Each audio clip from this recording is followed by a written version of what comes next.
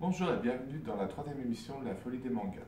Aujourd'hui, on va parler un petit peu basket avec trois séries.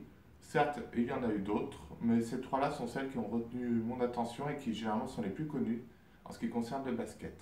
Tout d'abord, une vieille série que tout le monde, je pense, connaît, Slam Dunk, qui a été éditée aux éditions Kana et que maintenant on peut trouver avec un peu de chance dans certaines librairies et surtout en occasion. Donc Slam Dunk est vraiment l'incontournable pour le basket, notamment pour ceux qui ont à peu près mon âge ou même un peu plus jeunes. C'est vraiment la référence à ce niveau-là. Pourquoi? Déjà, vous avez une histoire intéressante d'un jeune rookie qui débarque au collège, qui au début n'avait rien à faire de quoi que ce soit, qui pensait juste à taper les autres, et qui, au fur et à mesure, va se découvrir une passion pour un sport qui, au départ, n'était fait que pour draguer, et qui, en fin de compte, va devenir une partie de lui-même. Le tout est assez réaliste, très poignant, avec des personnages forts et charismatiques.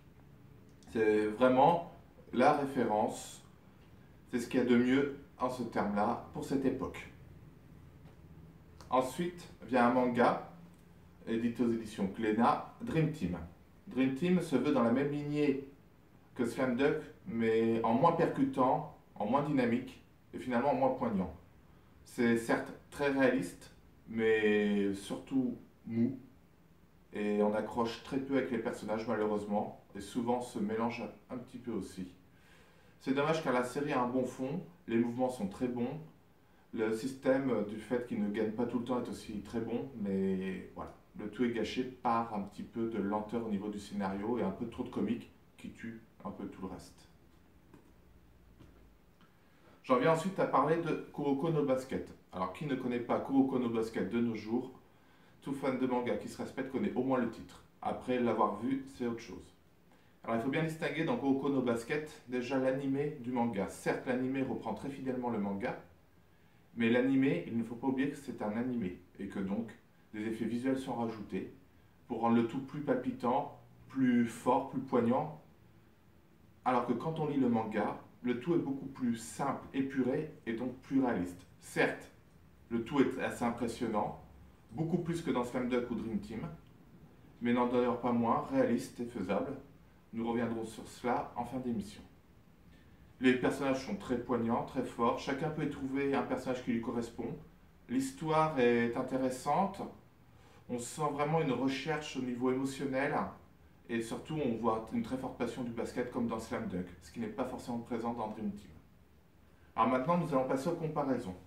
Alors il y a deux mangas que je vais comparer, c'est Slam Dunk et Kuroko no Basket. Pourquoi ces deux-là? Parce que pour moi Dream Team est un peu à part puisque c'est une série qui est un petit peu comme Slam Dunk mais un cran en dessous, donc la comparaison serait la même en fait. Beaucoup disent que Slam Dunk est beaucoup plus réaliste que Kuroko no Basket. Je dirais oui et non. Pourquoi? Tout simplement parce que Slam Dunk, oui, les mouvements sont très simples. Il n'y a pas d'effet visuel et tout dans le manga. Cependant, si on regarde l'animé, il y a certes moins d'effets visuels que dans Kuroko no Basket, mais il ne faut pas oublier qu'il a été fait aussi beaucoup d'années en avant. Ce qui veut dire qu'à cette époque-là, comme beaucoup d'animés, il n'y avait pas d'effets visuels que l'on peut voir aujourd'hui. Il n'y a qu'à voir l'évolution de Saint Seiya, entre Saint Seiya des années 80 et le Saint Seiya des années 2000, où les effets visuels sont beaucoup plus présents et on se croirait même dans un concert de visual kei par moment. Donc, franchement, déjà, ça, c'est pas un critère. Ensuite, ce qu'il faut bien regarder, c'est qu'il faut comparer les choses qui sont comparables. C'est-à-dire qu'il faut comparer du manga avec du manga, et pas de l'animé avec du manga. C'est-à-dire que quand on parle de Kuroko no Basket, si on compare avec Slam Dunk en manga, il faut parler de Kuroko no Basket en termes de manga. Or, si on regarde le manga, vous pouvez voir qu'il n'y a pas d'effet comme dans l'animé. C'est très simple, très épuré, comme dans le Slam Dunk.